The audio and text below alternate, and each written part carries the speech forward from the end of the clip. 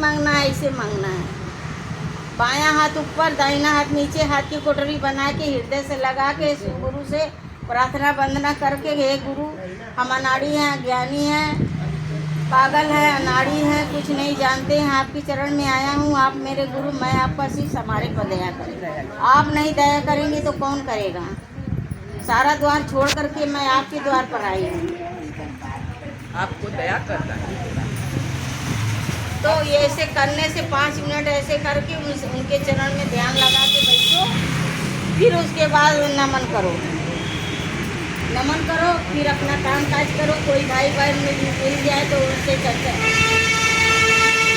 बात बतिया लो।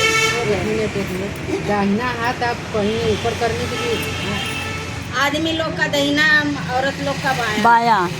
बायां अंग हम लोग औरत का की, बायां रहेगा ऊपर ना।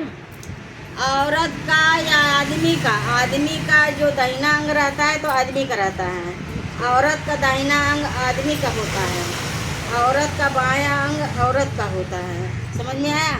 तू अपने हाथ से मांगोगी, हाँ, बाएं हाथ से। हाँ आदमी दाहिने हाथ ऊपर करके इसे गमछा से ढक के मांगेंगे। हाँ समझ में आया? हाँ। और जितना हो सके भाई बहन, छोट बच्चा, जितने छोट बच्चे रहते हैं उन सबों को, जो 2.5-3 साल 4 साल का 5 साल का हो गया है, बहुत अच्छे से सीखेगा, बहुत अच्छे से सीखेगा, और उसको बताएंगे तो उसे अच्छा दया मिलेगा।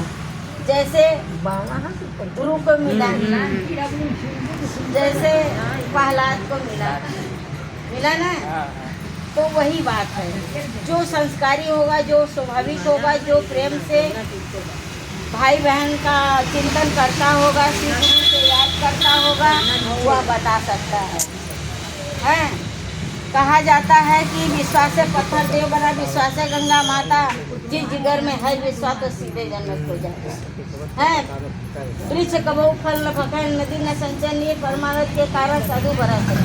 साधु ऐसा वैसा गेरुआ पर पहन ले तो साधु नहीं कहलाता। जो सही रास्ता, सही बात, सही विचार बताता है वो साधु कहलाता है। तो हम आप शिव को गुरु बनाए हैं तो इसमें 2 राय नहीं, 1 राय है। तो अगर शिव को गुरु बनाए हैं तो शिव के चरण में ही लीन रहें, और सभी को प्रणाम न करें, सब उनके अंदर है, सब शिव के अंदर है। तीनों लोग किसने बनाया? पार्वती ने बनाया, पार्वती ने ही बनाया, पार्वती बनाई। हाँ, पार्वती बनाई। काहे से? 12-13 जन्म ली,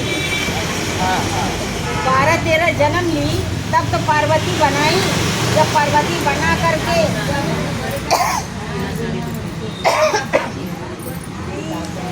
जब 12 जन्म ले ली, गजब औरत है। तब माने कि ये गुरुबाना बतियावे आई लोगन शांति से सुना। अच्छा, बात सुने में इन लोग के बहुत कष्ट होता। जब पार्वती ने 12 जन्म ले करके सृष्टि रच ली, तब महादेव मिले। ये सृष्टि रचने का भाव पार्वती में इतना अपरंपार था कि इतनी शक्ति किसी के पास नहीं होगी। तब महादेव प्रकट हुए, तब उस समय माने कि पार्वती ने कहा कि उनको ब्रह्मा को जन्म, उनसे पूछी कि मेरे के साथ संभोग करो, तो कहा मैं नहीं कर सकता है। विष्णु को प्रकट कहे उनको नहीं करूँगी, मैं तुम्हारे साथ संभोग नहीं कर सकता। उनको दोनों को खत्म कर दिया। फिर महादेव को प्रकट तो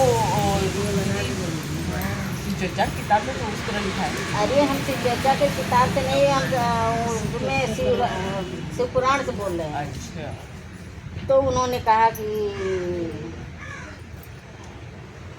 जब महादेव को प्रकट की तो कहे कि आप हमारे साथ संभोग करिए। कहे हम कर सकते हैं लेकिन समय नहीं है, और जिसको खत्म की हो उसको उपस्थित करो, उसको उपस्थित करो। तब उसको उपस्थित किए, जब उपस्थित किए तब उसके बाद तब तीनों ब्रह्मा विष्णु महेश अपने में समझ जिससे मिल करके अपना काम वाम संचालन करने का। हाँ, तो फिर उसके बाद देखो भगवान की महिमा अपरंपार है, तीनों लोक अपरंपार है। ये हमारी आगे जब कोरोना हुआ था तो किसको किसको ऑक्सीजन लगा था? उसकी दया है कि इस माने गए ऑक्सीजन कहीं मिल नहीं रहा था। हाँ, इतना है। हाँ, तो ये ऑक्सीजन कौन दे रहा है? शिव दे रहा है कि नहीं दे रहा है? हैं? तो इनको कोई मानता है? नहीं मानता। हैं? नहीं। तो मानने का कोशिश करे, विचार करे। 1 घंटा बैठ करके घर में थोड़ा विचार करें। ना हो तो भैया बहनी से बुला करके विचार करें। विचार करने से ज्ञान होता है, विचार बढ़ता है और ज्ञान फैलता है। तो कहने का मतलब है कि हम आप सोचे, तब उसके बाद माने कि समझिए कि उसके बाद बहुत दिन के बाद तब माने कि इससे महादेव से शादी हुआ। पहले सती से हुआ है। हम देखिए जल्दी में बताना चाह रहे हैं, इन लोग का समय हो रहा है, तो समय हो रहा है, जल्दी में बताना चाह रहे हैं और बताने का समय भी तो जा ही रहा है। तो कहने का मतलब ये है कि जब 12 जन्म वो दे दी, जब पार्वती जन्म करके अरे हिमालय पर्वत से, हिमालय के यहाँ से शादी करने के लिए महादेव से शादी करने के लिए हिमाचल आए तो नारद जी ने बुला करके उनको ले गए महादेव के पास।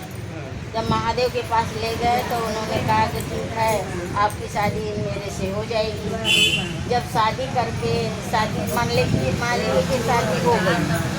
जब शादी करके जब पार्वती